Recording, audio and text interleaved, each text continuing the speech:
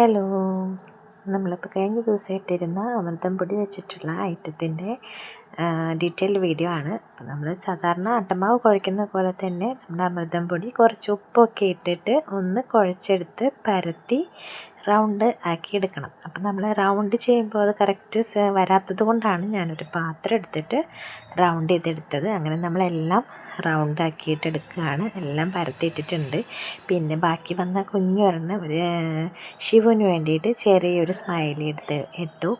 ശിവുവിനത് കണ്ടാൽ വളരെ സന്തോഷമാവും. അപ്പോൾ ഇതിനിടയ്ക്ക് ശിവു ഒരു വിസിറ്റിന് വന്നിട്ടുണ്ട് അടുക്കളയിലേക്ക്. ഹലോ പറ.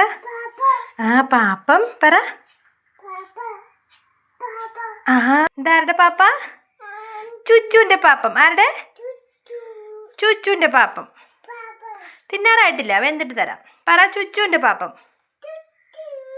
എൻ്റെ പാപ്പം. ബൈ പറഞ്ഞേ.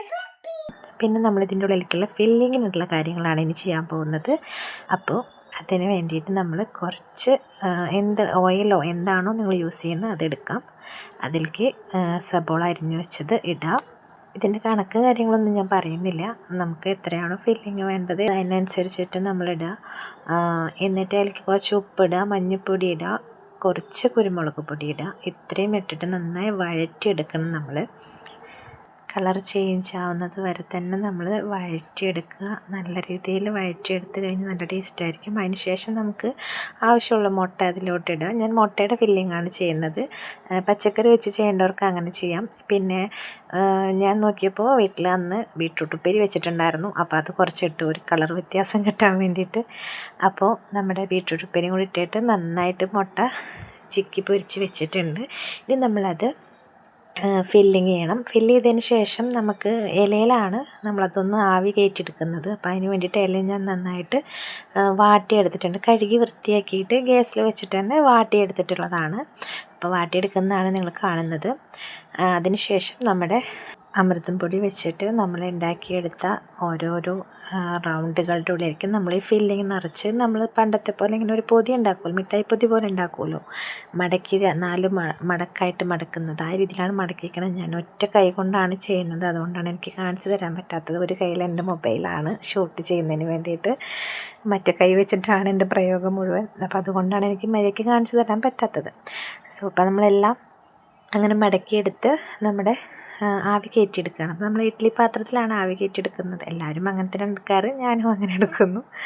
അപ്പോൾ ഇഡ്ഡലി പാത്രത്തിൽ നമ്മളിങ്ങനെ ആവി കയറ്റാൻ വേണ്ടി എല്ലാം പെറുക്കിയെടുത്ത് വെച്ചുകൊണ്ടിരിക്കുകയാണ്. അപ്പോൾ എല്ലാം വെച്ചതിന് ശേഷം ലാസ്റ്റ് നമ്മുടെ ശിവുവിൻ്റെ ചെറിയൊരു സ്മൈലി ഉണ്ടായിരുന്നു. ആ സ്മൈലിയും കൂടെ എടുത്ത് വെക്കുന്നുണ്ട് കേട്ടോ. അപ്പോൾ അതെല്ലാം കഴിഞ്ഞ് നമ്മൾ കുറച്ച് നേരം കുറച്ച് കൂടുതൽ നേരം തന്നെ ഇരുന്നോട്ടെ, കാരണം എല്ലാം നന്നായിട്ടൊന്ന് വെന്ത് വരണമല്ലോ. അപ്പോൾ അത്രയും നേരം ഇരുന്ന് അത് നല്ല ആവിയിൽ നല്ല വെന്ത് വരട്ടെ. അപ്പോൾ ഒരു 20-25 മിനിറ്റിന് ശേഷം ഞാൻ തുറന്നു. നല്ല അടിപൊളി ഐറ്റം റെഡി ആയിട്ടുണ്ട്. ഈ ഐറ്റത്തിന് ഞാൻ പേരൊന്നും ഇട്ടിട്ടില്ല.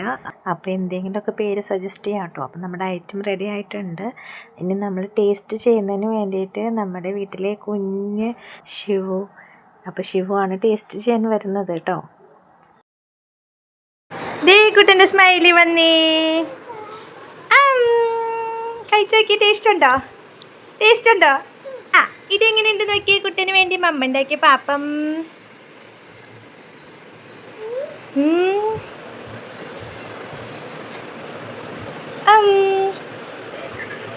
അപ്പൂപ്പന് കൊടുക്കണോ?